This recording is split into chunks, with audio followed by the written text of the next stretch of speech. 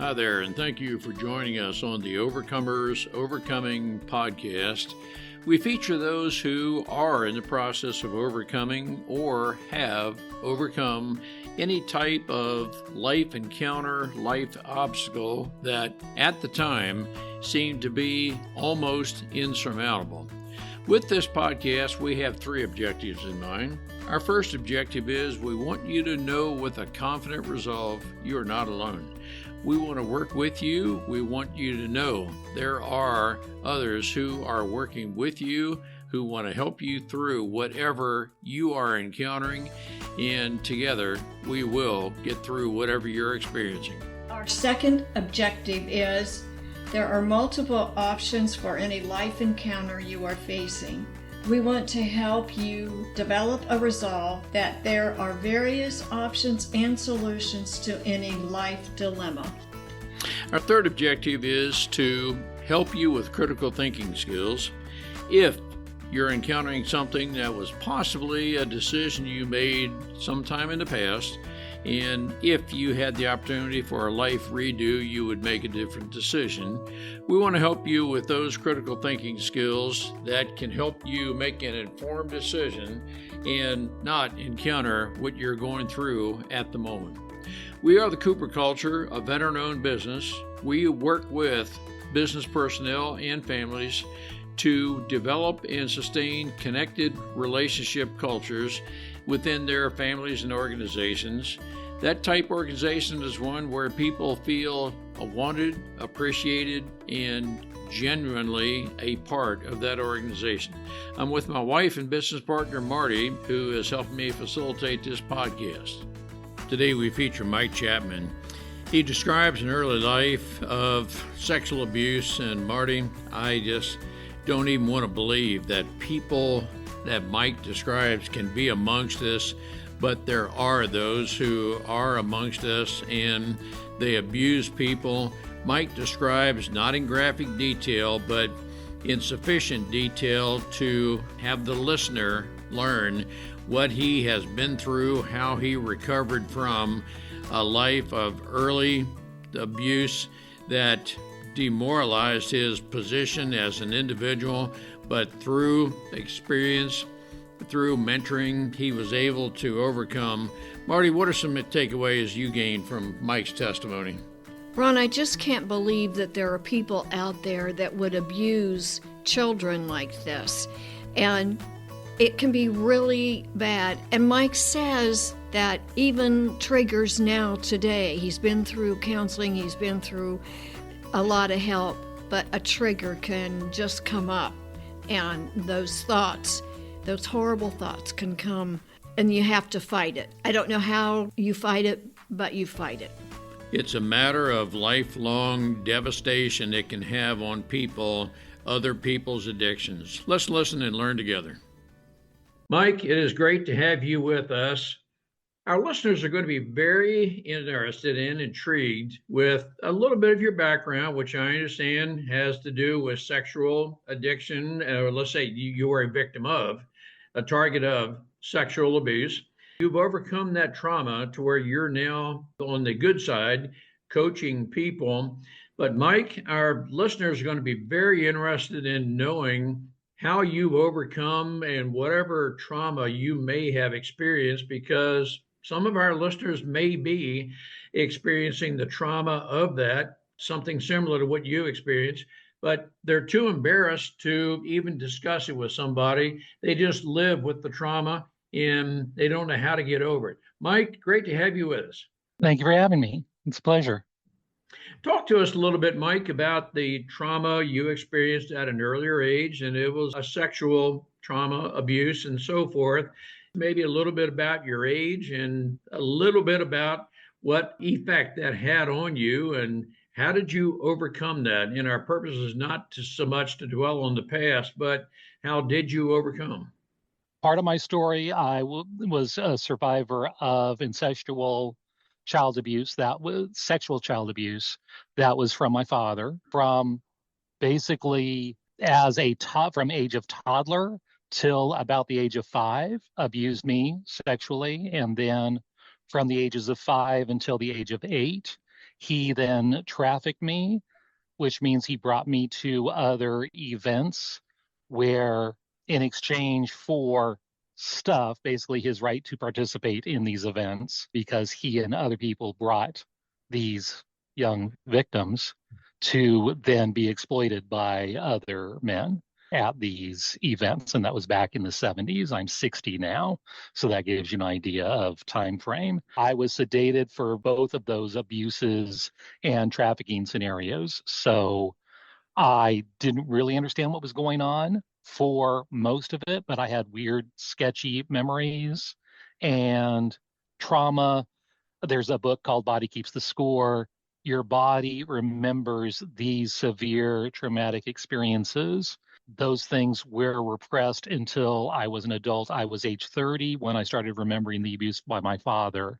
And then it was only a few years ago in 2019 that I started remembering the trafficking, the sex trafficking that occurred, and dealing with those things, seeking out trauma-informed therapists who can help me work through all of that trauma, and how devastating it is, and how once those things got disclosed, though, it made so many things in my life so much clearer that it was like the big giant picture in the middle of a puzzle that you've done all the edge pieces and so forth, but you still don't have quite the clear picture. Then all of a sudden you finish that middle and oh my gosh, it's crystal clear exactly. But so many other things made sense. First, when at age 30, when I understood the abuse, but then I still had a lot of questions because not everything made sense. A lot made sense, but there was still a gaping hole in my story. And then when I realized I had been trafficked, so many more things made sense. And then working through those issues, working through a therapist, working through the pain and processing those things. The hardest thing I've done, but it was so healthy. And the true me who I should have been, had those experiences not happened, that true me is starting to emerge as a result. And now I'm sharing that healing with others. I am a life coach with both my own group, Polar Life Consulting, and husbandmaterial.com, which is an online ministry for men overcoming pornography addiction, but they also help with any kind of sexual brokenness issue as well. And I work with them. I also have my own podcast where I talk about my own story, but then also I interview other male survivors of abuse and giving them a safe space to share their story. Some have come on anonymously for multitude of reasons and sharing their story of what happened to them, because so many men, especially because of the stigma, the guilt and shame they may feel that, oh, this doesn't happen to guys, that I can't come and share my story, have a safe place where men can come and share their story. That's what got me in 2019 to reopen up my own trauma, because I heard the story of someone else sharing what they went through. And I realized, and God kind of nudged me saying, yeah, it's time to reopen all of this. And I've shared my story in multiple platforms. I've heard from people who've heard my story.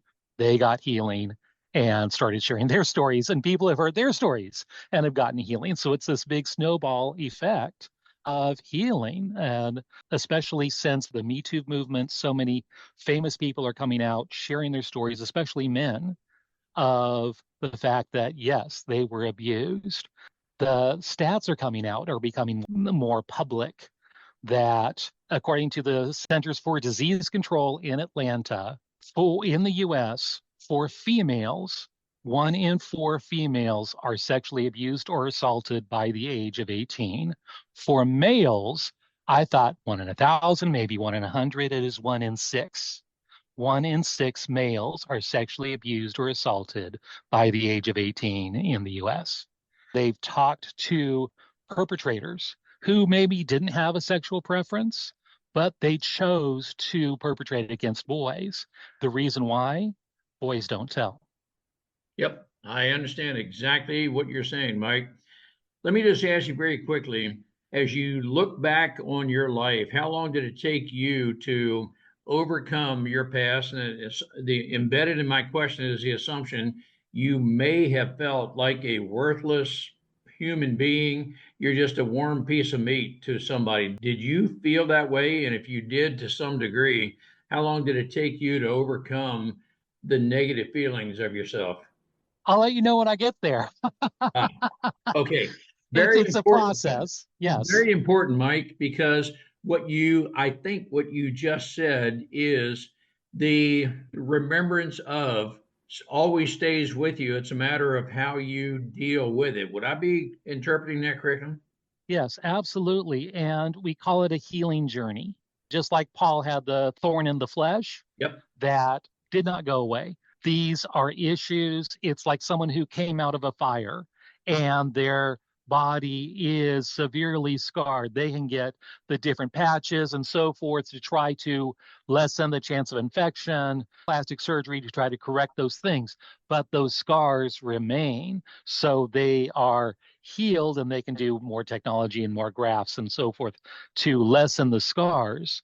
But the scars remain. I still get triggered by things. Getting better. The healthier I get to realize, oh, I'm getting triggered right now. That's why my brain is being kind of weird with me right now.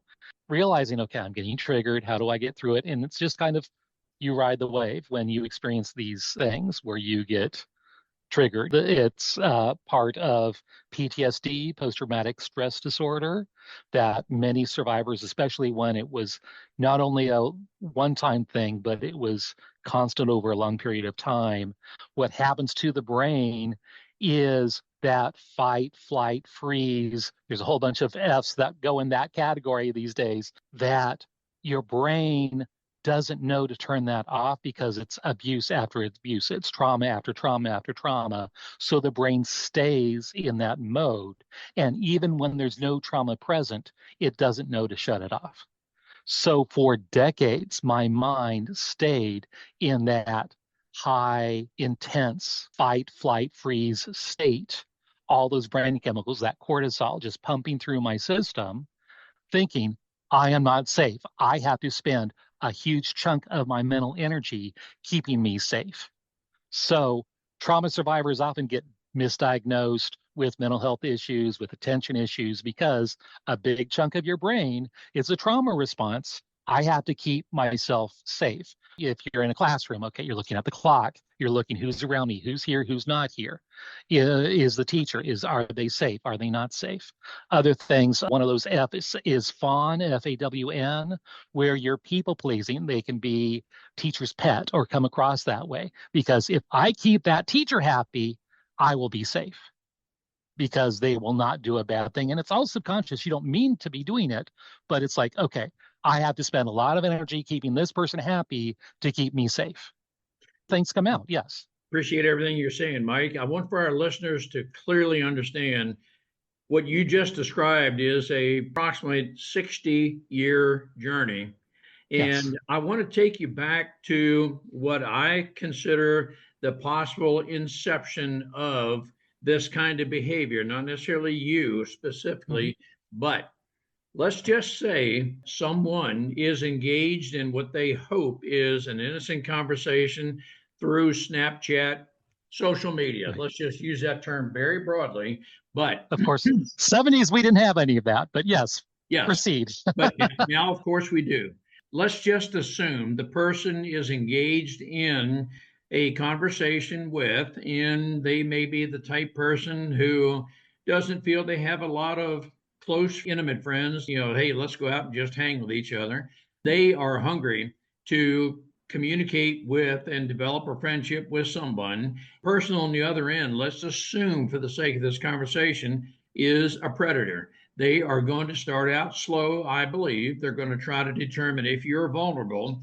And after so many conversations, they can seeming lure you into and so forth. Mike, I'm going through that background just to give you my mindset. Mm-hmm. If someone within your sphere of influence is doing something like this, how can we, I guess I'm going to ask you two parts. How can we help best to impress on them the danger that they could be entering?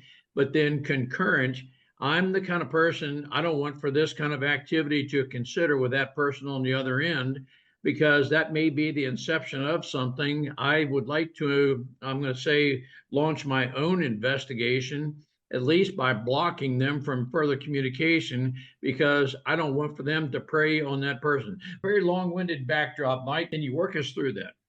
Yes, absolutely. And that technique does go back to the 70s and before. It's the concept of grooming, that perpetrators don't have big flashing neon signs over their heads saying, I'm a sexual child abuser.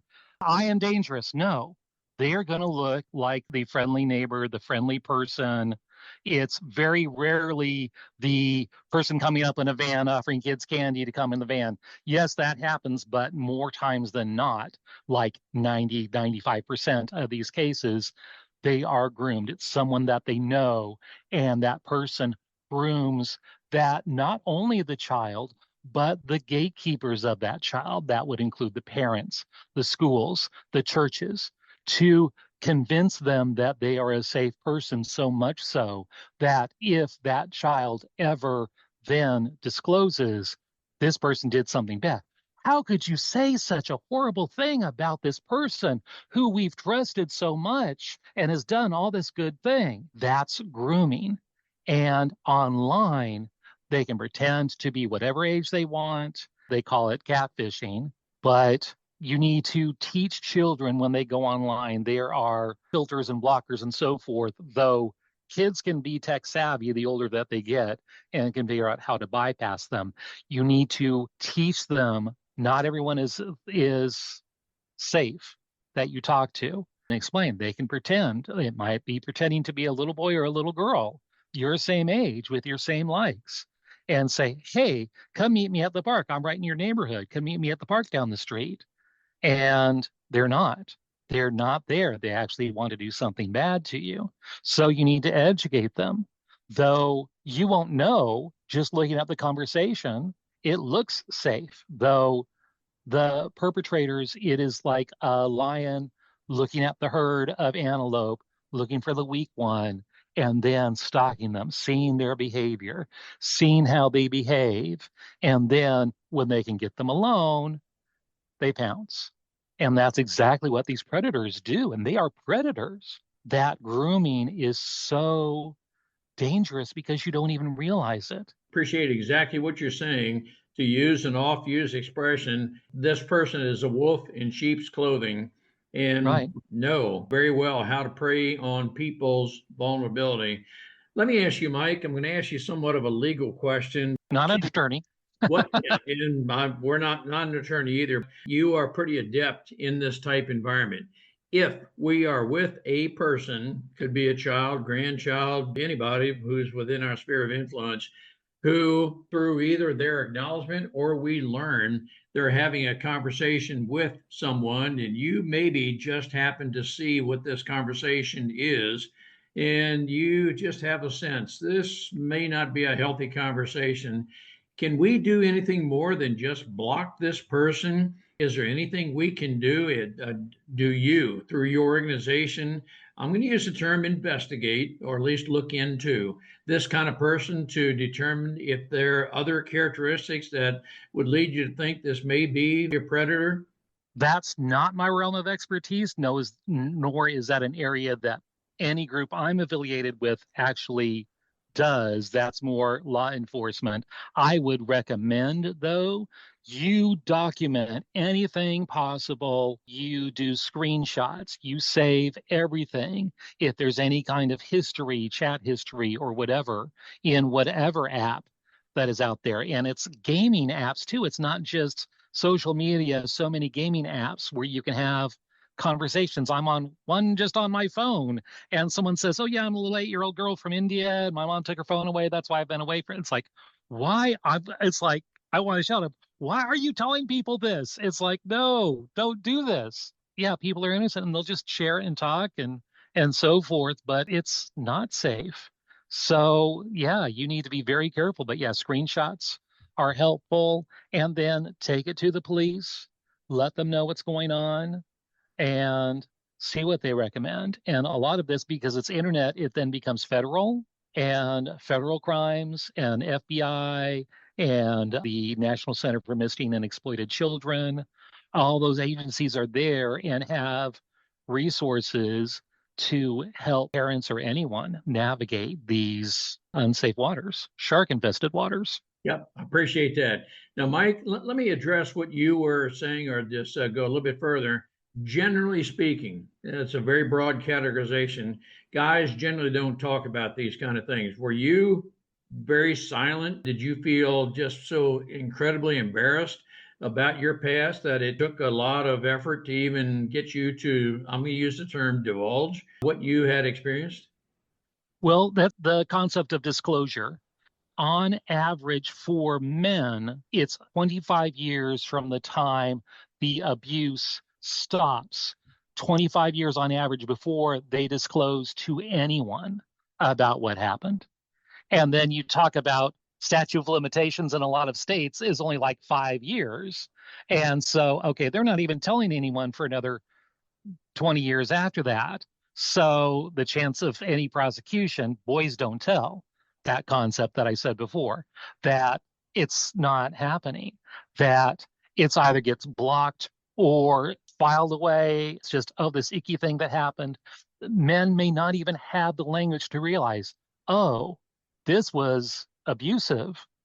This was not healthy. This was abuse. The documentary that got me restarted in my healing in 2019 was the documentary on HBO, Leaving Neverland, which, without going into too much details, one of the focus on two survivors of this person. One of them said he didn't even understand that what he went through was abuse until he had his own children, and his oldest child got to the same age that he was when he experienced all this stuff and realized, wait, if that person did those things to my son at this age, oh my gosh, of course that was abuse.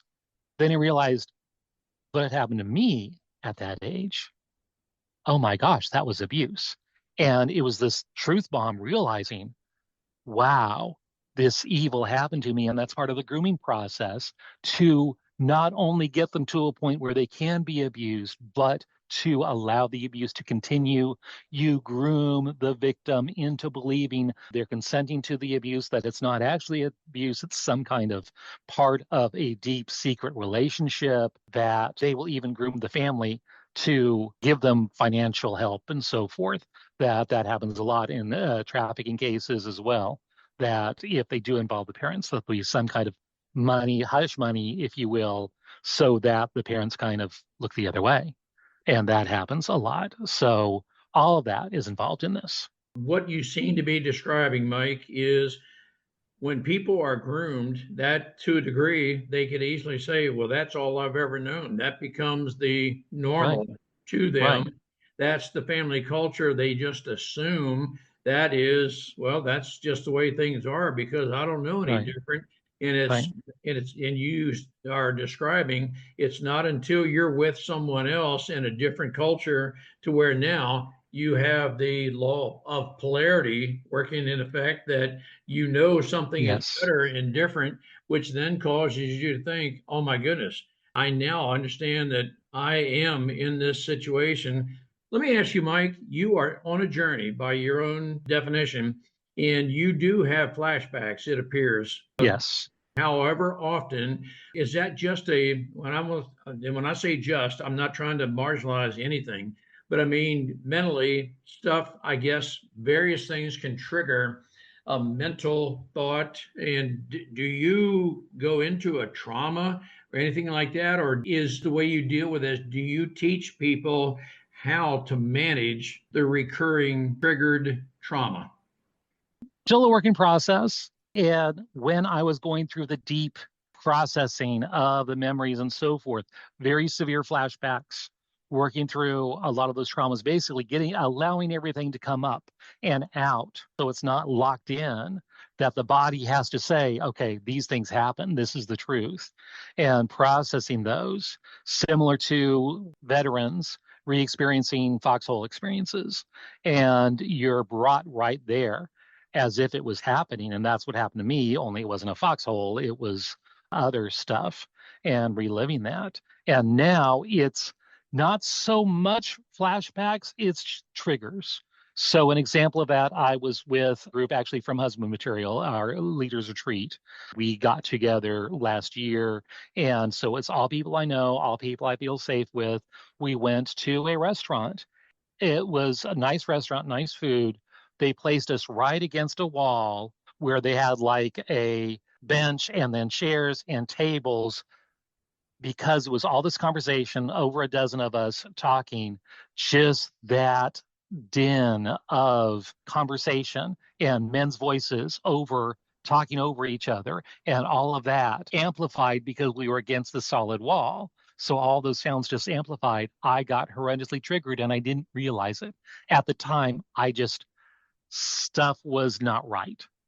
And it was getting more and more not right, where I wanted to get the heck out of there. It took me time to realize, oh, wait, I'm getting trafficked. I'm getting triggered. Why am I getting triggered?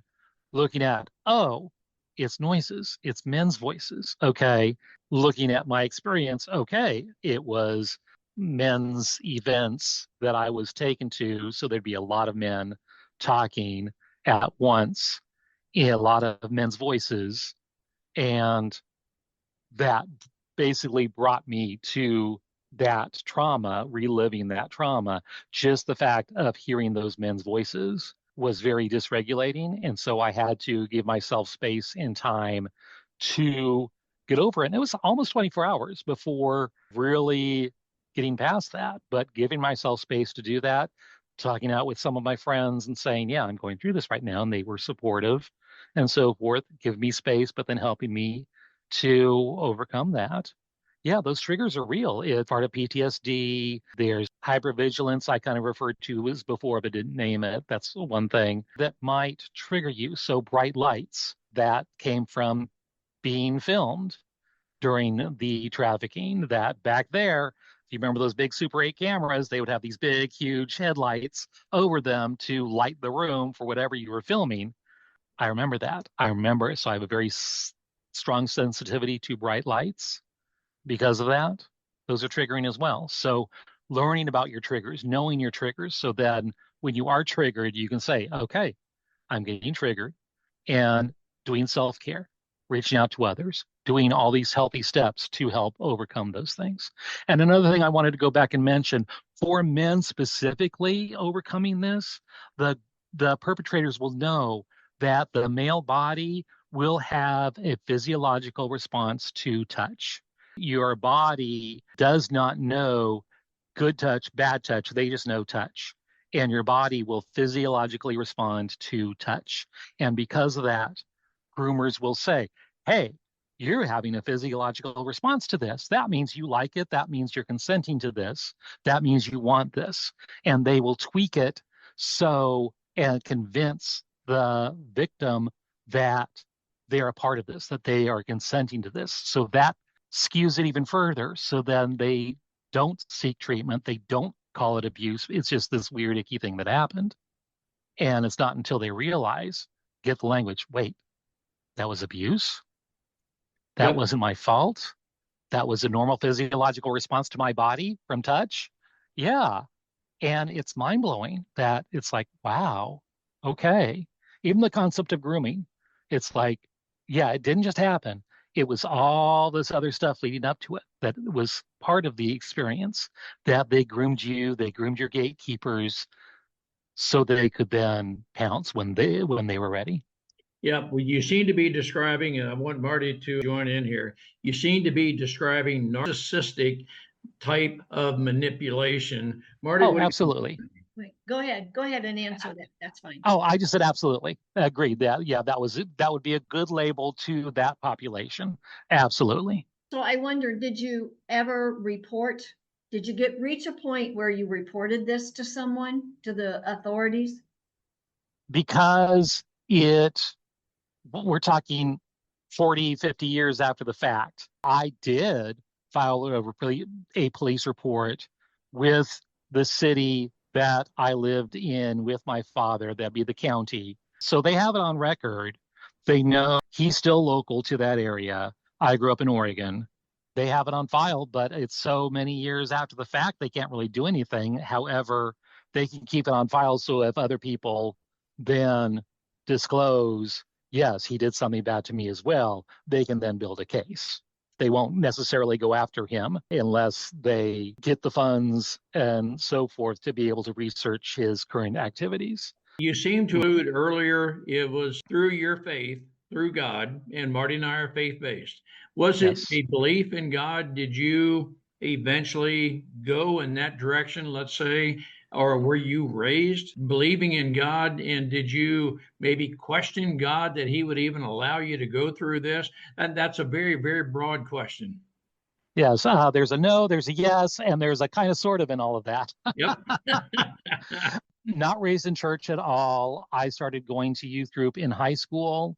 I got saved from that youth group in high school. It was then in college that I mentioned at the beginning, I was sexually assaulted by a Methodist minister. He was the senior pastor, senior minister of this church, and was a pedophile and liked teenage boys. And I was 20 at the time, but late bloomer. So I fit the profile, but I also had my own apartment.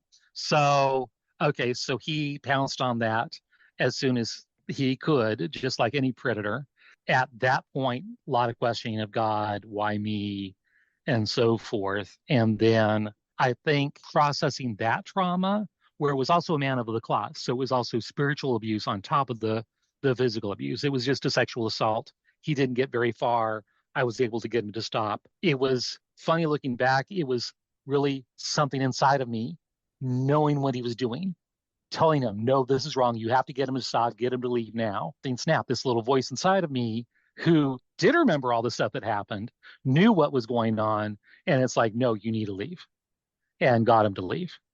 So convinced him this was not going any further, got him to leave. Questioning all that was huge, trying to overcome that. And then when other stuff started to unravel when I was 30, then I kind of had already settled, okay, it's just evil, sinful world with evil, sinful people, even those church related where bad stuff happens. Now I'm facing even more stuff, realizing, okay, not blaming God, but helping use my faith to help understand and get healing and so forth. For our listeners who want to reach out to you, they may have experienced whatever you have experienced and they want to just have a somewhat of a confidential conversation. How would a person reach out to you? My website is Polar, Polar, lifeconsulting.com. My contact information is there as well, and information about my podcast if you want to listen to my story and the story of lots of other men from different faiths. I don't limit it to, though I am faith based as well. We have people from several backgrounds who come and share their story. Also, some service providers. I've got a parent I've interviewed as well, a parent of the survivor, and very helpful information. I've got a lot of free resources, but then I also will do coaching as well for survivors of childhood trauma, helping them process it and realize how it is affecting them in their daily life. I appreciate it, Mike. I'm going to believe there are listeners who have, maybe even are, experiencing what you have experienced.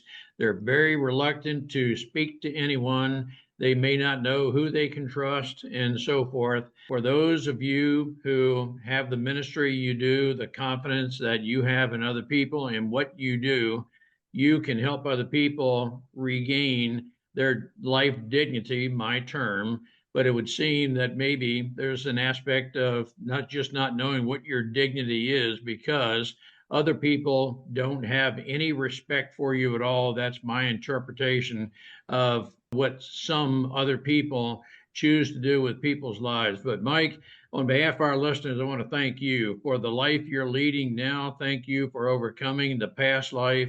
Thank you for reaching out to others to help them achieve a very healthy mental mindset, mental health, that you are the right person to help them restart a new life and to deal with the past traumas that may come up periodically. Thank you, Mike.